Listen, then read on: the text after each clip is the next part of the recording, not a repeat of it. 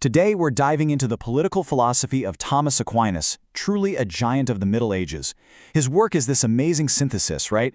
He weaves together the threads of classical reason, especially from Aristotle, with Christian theology to build this incredible, all-encompassing framework for how we should think about the state, about law, and about leadership. So to really get what Aquinas was doing, we have to start with the huge question he was trying to answer. At the time, the dominant Christian view, which came mostly from St. Augustine, was that government was basically a necessary evil. A consequence of humanity's sinfulness, something we needed to keep our worst impulses in check. Aquinas looked at that and said, I'm not so sure, and that challenge really forced a major rethink of why the state even exists. And that leads us right into our first big topic. We're going to explore how Aquinas just completely broke away from that old theological idea. He reimagined the state not as some kind of bandage for sin, but as something positive, something absolutely essential for humans to live a full life. This slide really shows you the massive shift in thinking. On one hand, you have the traditional view, government is artificial, a force we only need because we're flawed. But then Aquinas comes along and completely flips that. He frames the state as a natural, almost organic institution. He argues that it's the only way for us to actually achieve a complete and flourishing human life. And where does he get this revolutionary idea? Well, it comes straight from Aristotle. By adopting this principle, Aquinas is saying that our very nature, who we are as human beings, pushes us to live in a political community. It's not a punishment, it's not a backup plan, it's the place where our ability to reason and be virtuous can actually be realized. Okay, so if the state is natural and necessary, that brings up another critical question. How do we know if it's a good state? How do we judge if it's acting justly? For Aquinas, the answer isn't something people just make up. It's grounded in something universal, something objective he called natural law. Natural law is really the bedrock of his entire system. Think of it as a set of universal moral principles that are just built into the fabric of creation itself.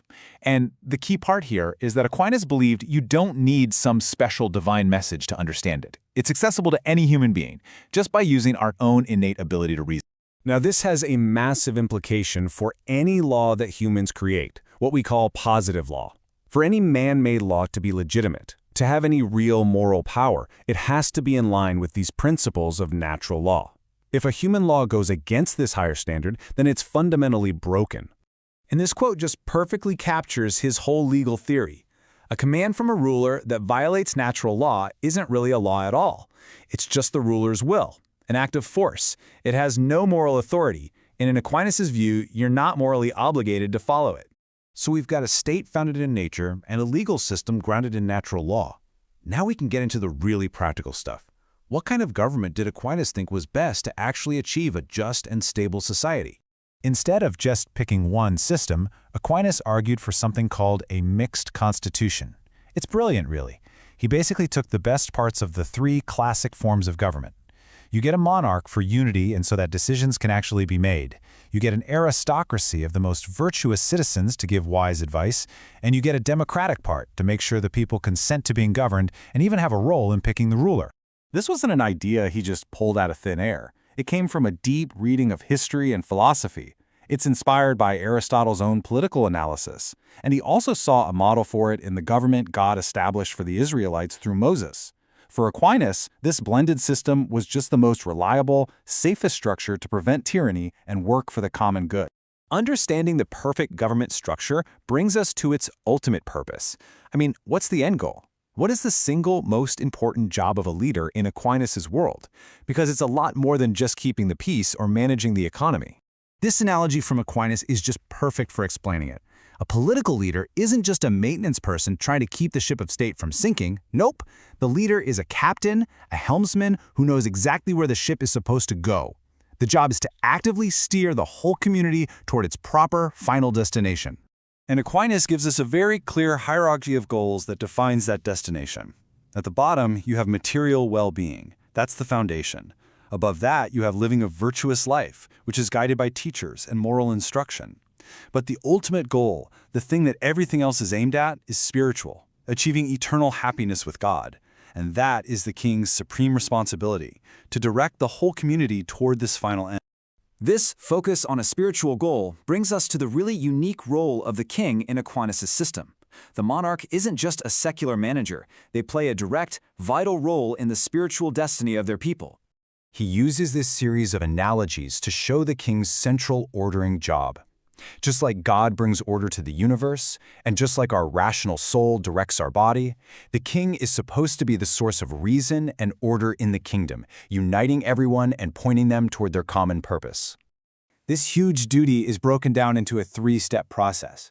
First, the ruler has to establish the conditions for a virtuous life.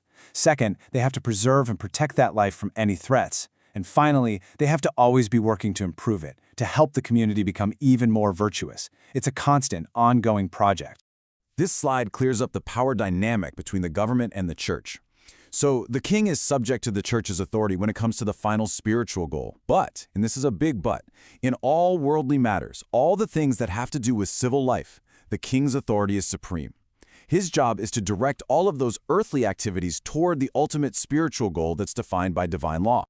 And what you get when you put all this together is what makes Aquinas so incredible. The great synthesis.